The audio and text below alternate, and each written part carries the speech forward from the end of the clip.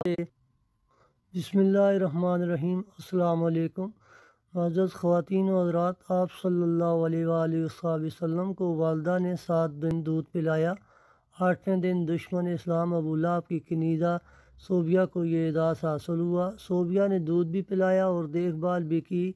یہ چند دن کی دیکھ بھال تھی، یہ چند دن کا دودھ تھا، لیکن ہمارے رسول صلی اللہ علیہ وسلم نے اس احسان کو پوری زندگی یاد رکھا۔ مکہ کا دور تھا تو صوبیہ کو میری ماں کہہ کر پکارتے تھے۔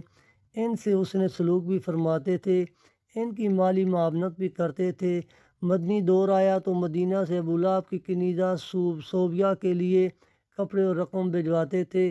یہ ہے شریعت۔ حضرت حلیمہ سعدیہ رضی اللہ تعالی عنہ کو رضائی ماں تھی۔ یہ ملاقات کے لیے آئیں، دیکھا تو اٹھ کھڑی ہوئی اور میری ماں پکارتے ہوئے ان کی طرف دوڑ پڑے۔ وہ قریب آئیں تو اپنے سر سے وہ چادر اتار کر زمین پر بچھا دی، جسے ہم کائنات کی قیمتی ترین متاع سمجھتے ہیں۔ اپنی رضائی ماں کو اس پر بٹھایا، غور سے ان کی بات سنی اور ان تمام آیتیں پوری فرمائیں۔ فتح مکہ کے وقت حضرت حلیمہ کی بہن خدمت میں حاضر ہوئیں۔ ماں کے بارے میں پوچھا، بتایا گیا وہ انتقال فرما چکی ہیں۔ رسول اللہ صلی اللہ علیہ وسلم کی آنکھوں میں آنسو آ گئے، روتے جاتے تھے اور حضرت حلیمہ کو یاد کرتے جاتے تھے۔ رضائی خالہ کو لباس، سواری اور 100 درہم عنایت کیے۔ رضائی بہن شیمہ غزوہ حنین کے قیدیوں میں شریک تھیں۔ پتہ چلا تو انہیں بلایا، اپنی چادر بچھا کر بٹھایا، اپنے یہاں قیام کی دعوت دی۔ حضرت شیمہ نے اپنے قبیلے میں واپس جانے کی خواہش ظاہر کی۔ رضائی بہن کو غلام، لونڈی اور بکریاں دے کر رخصت کر دیا۔ یہ بعد ازاں اسلام لے آئیں۔ یہ ہے شریعت۔ 13 جنگ بدر کے قیدیوں میں پڑھے لکھے کفار بھی شامل تھے۔ 13 یعنی ان کافروں کو مسلمانوں کو پڑھانے، لکھانے اور سکھانے کے عذرا کیا گیا۔ حضرت زید بن ثابت رضی اللہ تعالیٰ عنہ کو عبرانی سیکھنے کا حکم دیا۔ آپ رضی اللہ تعالیٰ عنہ نے عبرانی زبان سیکھی اور یہ اس زبان میں یہودیوں سے خط و کتابت کرتے رہے۔ کافروں کا ایک شاعر تھا سہیل بن عمرو، یہ رسول اللہ صلی اللہ علیہ وسلم کے خلاف اشتعال انگیز تقریریں بھی کرتا تھا اور توہین امیز شعر بھی کہتا تھا۔ یہ جنگ بدر میں گرفتار ہوا۔ سہیل بن عمرو کو برگاہ رسالت میں پیش کیا گیا۔ حضرت عمر رضی اللہ تعالیٰ عنہ تجویز دی، اس کے 2 نچلے دان نکال دیتا ہوں، یہ اس کے بعد شعر نہیں پڑھ سکے گا۔ تڑپ کر فرمایا، میں اگر اس کے عذاب بگاڑوں گا تو اللہ میرے عذاب بگاڑ دے گا۔ سہیل بن عمرو نے نرمی کا دریا بہتے دیکھا تو عرض کیا، مجھے فدیہ کے بغیر رہا کر دیا جائے گا۔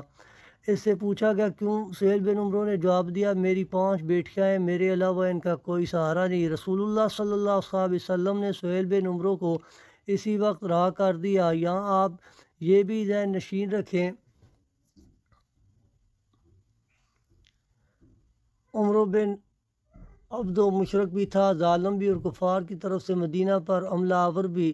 جنگ کے دوران عمرو بن عبد مارا گیا، اس کی لاش تڑپ کر خندق میں گر گئی۔ کفار اس کی لاش نکالنا چاہتے تھے، لیکن انہیں خطرہ تھا مسلمان ان پر تیر برسا دیں گے۔ کفار نے اپنا سفیر بھجوایا، سفیر نے لاش نکالنے کے 10,000 دینار دینے کی پیشکش کی۔ رحمت للعالمین صلی اللہ علیہ وسلم نے فرمایا، میں مردہ فروش نہیں ہوں، ہم لاشوں کا سودا نہیں کرتے، یہ ہمارے لیے جائز نہیں۔ کفار کو عمرو بن عبدو کی لاش اٹھانے کی اجازت دے دی گئی۔ خیبر کا قلعہ فتح ہوا تو یہودیوں کی عبادت گاہوں میں تورات کے نسخے پڑے تھے۔ تورات کے سارے نسخے اکٹھے کروائے اور نہایت ادب کے ساتھ یہ نسخے یہودیوں کو پہنچا دیے، اور خیبر سے واپسی پر فجر کی نماز کے لیے جگانے کی ذمہ داری حضرت بلال رضی اللہ تعالیٰ عنہ کو سونپی گئی۔ حضرت بلال رضی اللہ تعالیٰ عنہ کی آنکھ لگ گئی، سورج نکل آیا تو قافلے کی آنکھ کھلی۔ رسول اللہ صلی اللہ علیہ وسلم نے حضرت بلال رضی اللہ تعالیٰ عنہ سے فرمایا، بلال آپ نے یہ کیا کیا؟ حضرت بلال رضی اللہ تعالیٰ عنہ نے کیا، یا رسول اللہ صلی اللہ علیہ وسلم، جس ذات نے آپ کو سلایا اس نے مجھے بھی سلا دیا۔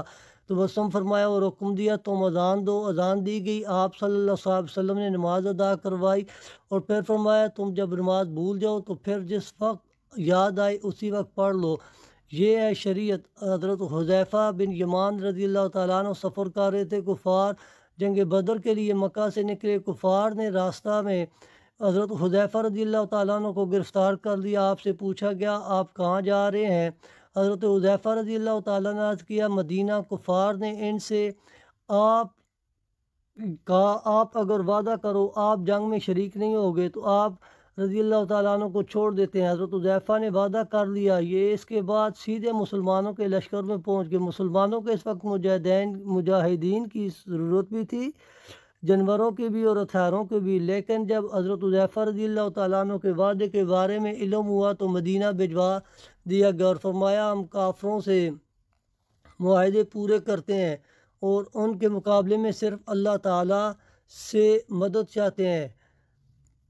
نجران کے عیسائیوں کا 14 رکنی وفد مدینہ آیا۔ رسول اللہ صلی اللہ علیہ وسلم نے عیسائی پادریوں کو نہ صرف ان کے روایتی لباس میں قبول فرمایا بلکہ انہیں مسجد نبی میں بھی ٹھہرایا اور ان کے عقیدے کے مطابق عبادت کرنے کی اجازت بھی تھی۔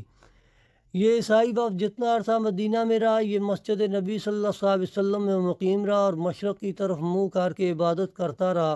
حضرت سعد بن عبادہ رضی اللہ تعالیٰ عنہ نے فتح مکہ کے وقت مدنی ریاست کا جھنڈا اٹھا رکھا تھا۔ یہ مکہ میں داخل ہوتے وقت جذباتی ہو گئے اور انہوں نے حضرت ابو سفیان رضی اللہ تعالیٰ عنہ سے فرمایا آج لڑائی کا دن ہے، آج کفار سے جی بھر کر انتقام لیا جائے گا۔ رحمت للعالمین صلی اللہ علیہ وسلم نے سنا تو ناراض ہو گئے، ان کے ہاتھ سے جھنڈا لیا، ان کے بیٹے قیس رضی اللہ تعالیٰ عنہ کے سپرد کیا اور فرمایا نہیں، آج لڑائی نہیں، رحمت اور معاف کرنے کا دن ہے۔